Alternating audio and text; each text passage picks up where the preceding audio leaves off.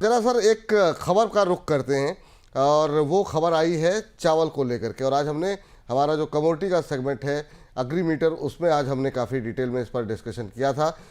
लेकिन अब इसके दूसरे पहलू पे हम आज बातचीत करेंगे, क्योंकि वहाँ हमने बताया था कि चावल की कीमतों पे क्या असर पड़ सकता है। आज जरा माफ कीजिएगा, राइस स्टॉक्स पे बात करेंगे। खबर लेकर के आइए। दुनिया भर में चावल उत्पादन में भारत अब जो है वो नंबर 1 बनता हुआ दिखाई दिया है। चावल उत्पादन के मामले में भारत ने चीन को जो है अब पीछे छोड़ दिया है। भारत का चावल उत्पादन 14.7 करोड़ टन रहा और चीन का 14.52 करोड़ टन रहा। उत्पादन बढ़ने से एक्सपोर्ट का भी अब जो है वो नया रिकॉर्ड बनता हुआ दिखाई दे सकता है। 2024-25 में भारत से करीब 2.45 करोड़ टन का एक्सपोर्ट जो है वो एक्सपेक्टेड है। और जो है अब भारत जो है वो नंबर 1 उत्पादक और नंबर 1 एक्सपोर्टर जो है वो बन सकता है। 150 से ज़्यादा देशों को जो है भारतीय चावल जो है वो एक्सपोर्ट होता है और चावल एक्सपोर्ट में भारत की कुल हिस्सेदारी वो करीब 150% के आसपास है। ये देखिए आप कहाँ कहाँ एक्सपोर्ट होता है। भारत से 245 लाख टन एक्सपोर्ट होता है, वियतनाम 75, थाईलैंड से 70, पाकिस्तान से 59, अमेरिका से 30, बर्मा से 15। तो ये भारत का एक्सपोर्ट के नंबर्स जो है वो आपकी स्क्रीन पर हैं। और साथ ही साथ भारत और चीन के चावल के उत्पादन के नंबर्स भी आपके स्क्रीन पर हैं। भारत में 2024-25 में 14.70 लाख टन जो है करोड़ टन जो है वो उत्पादन हुआ है, जबकि चीन का नंबर जो है वो 14.52 है। इससे पहले अगर हम देखें 22-23, 23-24 में चीन जो है वो सबसे बड़ा उत्पादक था। चलिए, ये बात तो रही खबर की। अब इस खबर पे टिप्पणी भी लेंगे और शेयरों पे भी बात करेंगे। सर जरा कुछ एक शेयरों पे आपसे बात करना चाहेंगे। आज अगर हम देखें KRBL में काफ़ी शानदार मूव है, जो कि 2.5% के आसपास की मजबूती देखने को मिल रही है। आपकी स्क्रीन पर आप देख सकते हैं। LT फूड 8.5% अब ऊपर हो गया है। जब हम ये खबर ढूंढ रहे थे तब करीब 6% के आसपास की मजबूती थी। शुरुआत सर KRBL के साथ करना चाहेंगे, और उससे पहले आप इस खबर पे कोई कमेंट करना चाहें तो।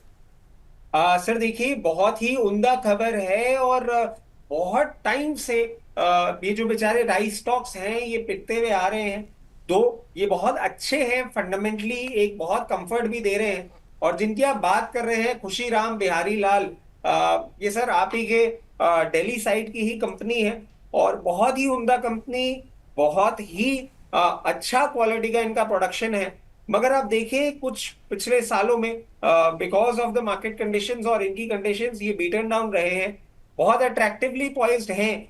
अगर आप मध्यम से लंबी अवधि का इन्वेस्टमेंट करते हैं तो बिल्कुल अब ऐसा लगता है कि इनका टाइम आ गया है। और यहाँ पे करंट लेवल्स पे भी अगर आप लेते हैं तो अच्छा आपके लिए एक प्राइसिंग हो सकती है। मगर बाइंग स्टैगर्ड मैनर में करें, क्योंकि जिस तरीके से आज रन अप आया है, 1-2 दिन में आपको कूल ऑफ भी देखने को मिलेगा जब मार्केट कूल ऑफ करेगा। यहाँ पे 30 to 40% अपनी पोजीशन बनाए। 268 का लेवल आता है तो वहां पे और अपनी बाइंग कर ले। और अगर मध्यम अवधि के लिए आप होल्ड करते हैं इसको तो बहुत कंफर्टेबली आपको 340 से 360 का लेवल ये दिखा सकता है। ठीक सर। बाकी एक एक करके सर स्क्रीन पर और भी शेयर लेकर के आते हैं। थोड़ा सा लेवल्स आप बता देंगे तो ठीक रहेगा। इस सेगमेंट को हम अलग से, कल वीकेंड रहेगा तो काफ़ी हमारे दर्शक इंटरेस्टेड रहते हैं इस तरह की खबरों में, तो उनको थोड़ा सा एक वो आराम से डिटेल में देख सकेंगे। लेकर के आते हैं LT फूड्स। LT फूड्स पे अगर हम नज़र डालें तो ये आज 8.5% ऊपर है। अब 348 के आसपास का भाव यहाँ पर देखने को मिल रहा है। ये जो शार्प रिकवरी है, इसमें क्या ये और एक्सटेंड हो सकती है क्या, फिर यहाँ पर अभी अवॉइड करें, थोड़ा नीचे आए उसके बाद खरीदें, या करंट लेवल पे भी बाइंग की जा सकती है? देखिए, इसमें ना सर आप अगर इसका चार्टिकल पैटर्न्स देखेंगे, लोअर लेवल से ये रन अप कर चुका है। और मेरी समझ से 364 पे आपको एक रेजिस्टेंस जरूर फेस होता हुआ दिख सकता है। और वहां से प्रॉफिट बुकिंग अगर आती है तो ये 320 331 तक का लेवल आपको बहुत कंफर्टेबली दिखा सकता है। अगर पोजीशन है तो मैं समझता हूं 364 के आसपास आप बिल्कुल अपनी पोजीशन बुक करना चाहें तो बुक कर सकते हैं, अगर आपने लोअर लेवल पे ले रखा है। अगर फ्रेश बाइंग की आप बात करते हैं तो मैं आपको यहां पे बिल्कुल भी फ्रेश बाइंग के लिए एडवाइस नहीं करूंगा। 294 290 के लेवल पे आता है, वहां पे फ्रेश बाइंग इनिशिएट करें। अभी दूरी बनाए रखें। अभी दूरी बनाए रखें LT फूड से। अगली कंपनी लेकर के आते हैं इस सेक्टर में।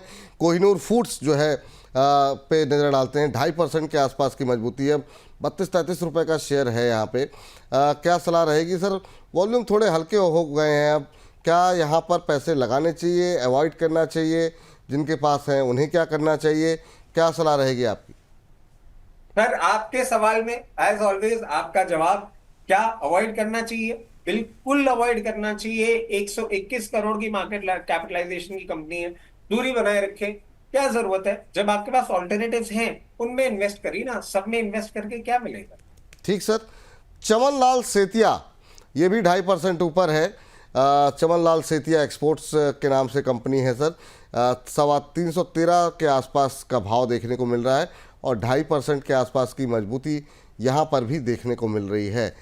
ये खबर के चलते रिएक्शन है, पर इनमें से कोई शेयर ऐसा हो जो कि रखा जा सकता हो, उसके लिए हम ये तमाम मंथन और खबरों पे बातचीत कर रहे हैं। कैसा लग रहा है ये चार्ट्स पे? देखिए, अगर हम चमन लाल सेठिया की बात करते हैं, 313 रुपए का भाव है। कहीं ना कहीं एक कंफर्ट वैल्यूएशन टर्म्स में तो ये देने की कोशिश कर रहा है, but not to forget, year on year basis profit EPS fall आया था और उसके चलते ही ये करेक्ट किया था। अब यहाँ पे आप इसकी अगर चार्टिकल पैटर्न में पोजीशन देखेंगे सर, तो एक ट्रेंड रिवर्सल की कोशिश कर रहा है। 320 रुपए का लेवल ब्रीच करता है अगर, तो बहुत कंफर्टेबली आपको 376 से 380 का लेवल दिखा सकता है। इन चार्टिकल पैटर्न्स को अगर आप फॉलो करके शॉर्ट टर्म ट्रेडिंग पोजीशन बनाना चाहते हैं तो बिल्कुल बना सकते हैं। ठीक। दो कंपनियां और चूंकि एग्री से जुड़ी हुई हैं, एक तो अवंती फीड्स और दूसरा जीआरएम ओवरसीज। इस पे आपकी टिप्पणी कर लेना चाहेंगे। जी, अवंती फीड्स आज हम देख रहे हैं 6.25% ऊपर है, 802 के आसपास चलता हुआ। और इसमें तब गिरावट आई थी जब यूएस की तरफ से जो है हमने देखा था कि टैरिफ का अनाउंसमेंट किया गया था, क्योंकि कंपनी जो है फिश और तमाम चीज़ों को एक्सपोर्ट के कारोबार में है। आप कैसे देख रहे हैं सर अवंती फीड्स को? सर, इसमें मैं एक ही चीज कहना चाहूंगा कि एक बार इसका तांडव हम देख चुके हैं जब ट्रम्प साहब ने अनाउंसमेंट किया था।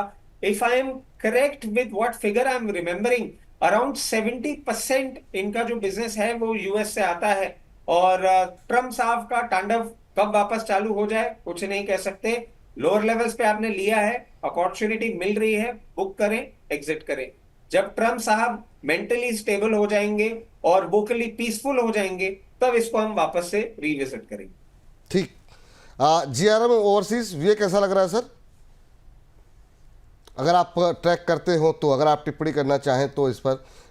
जीआरएम ओवरसीज के नाम से कंपनी है और ये भी एग्री कारोबार से ही जुड़ी हुई कंपनी है। देखिए, इसमें आप देखें सर, नेगेटिव्स को हम पहले देख लेते हैं।